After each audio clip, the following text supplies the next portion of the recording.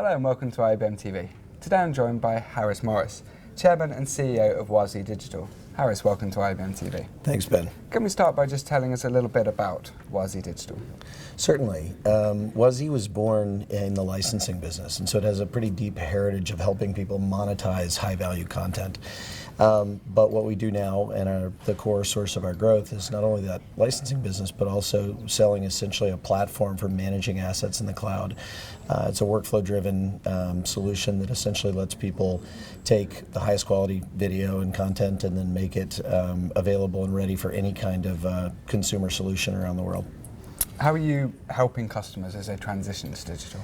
Well, you know, the challenges of pervasive competition in the media space, right? So many people making great content means that media companies have to be better than ever at not only making content, but actually knowing their end consumer and their audience in a way that they never have before. What that means is they've got to be able to make really good content and then repurpose it or multi-purpose it. You know, sort of think about make once, use many, or use any, you know, to any kind of platform or any type of promotional element, including social and digital, that a consumer may want to kind of interact with that content and find it.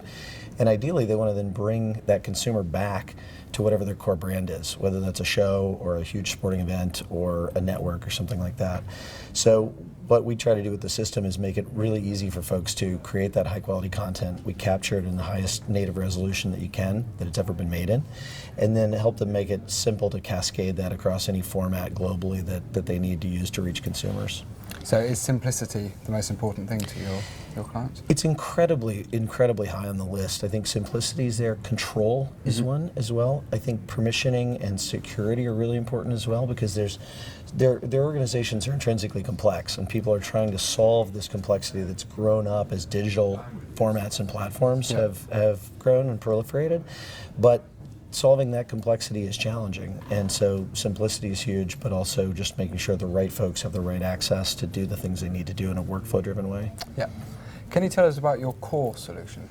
Yeah, and that's the name of the platform. So we used to call it the platform business. We decided that was a little too ubiquitous. And core really does try to get across, it's at the center of everything we do. And we think it's at the center of everything that media companies do as well.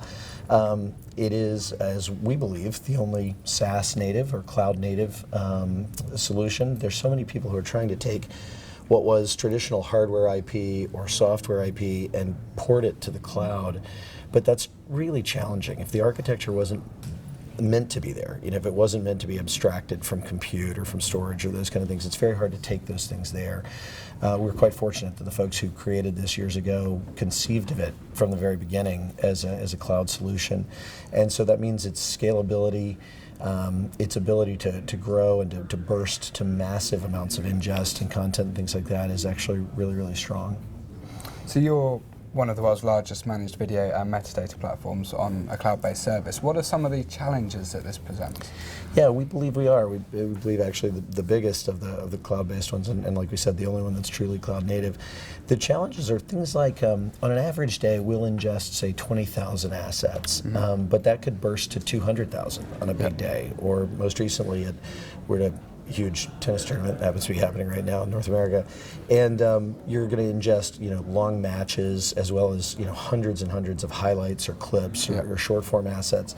So being able to handle things like that kind of surge capacity, massive reliability, security. We house the entire Pentagon archive. All of the footage for the DoD that's ever been declassified or is non-classified sits on core, and to be able to handle that kind of fairly sensitive material with the right amount of security and so forth is very important as well. So you must have quite complex security procedures in place holding data such as that.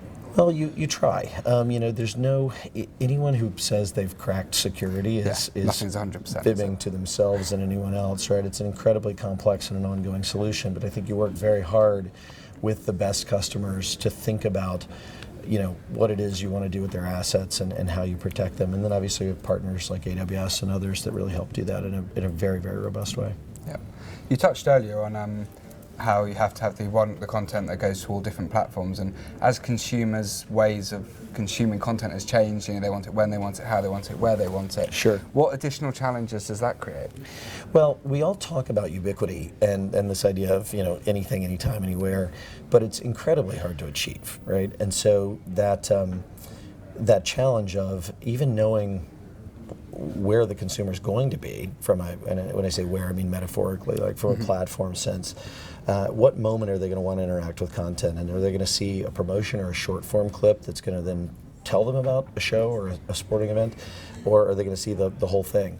That's a huge challenge for media companies. And so one of the things that we try to enable is experimentation and learning, because historically media companies have not always known everything about their customer. They've often been abstracted from that customer by either a set-top box or even an over-the-air transmission system, where they're not getting a great deal of data about you and I, and the folks who have the data may not be sharing it or analyzing it back with the rights holder who actually made the show. And so the question now becomes, goodness, who's going to want my stuff when and in what format? And so one of the things we try to enable is not only for them to sort of nail that need when they are clear about it, but also to test and understand that need as they're trying to learn, hey, this guy Ben, when does he want to see a promo that's going to bring him back to one of my signature shows or something like that? And does he want to find it on Facebook or some other platform?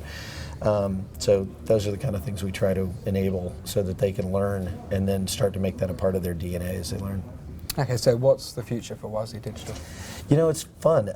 It's a great question. We have been really fortunate to attract just a world-class team, which is awesome. Denver is a great place to build a software team, wonderful talent. And we've got a lot of folks who are very both media seasoned and software seasoned.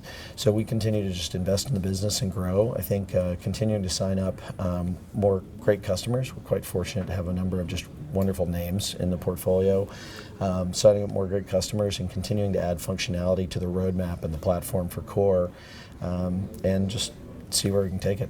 How far, how fast. Sounds exciting. Thank you for joining us. Thanks, Ben. So lots of exciting things ahead for Wazee Digital. You can find out more at wazeedigital.com.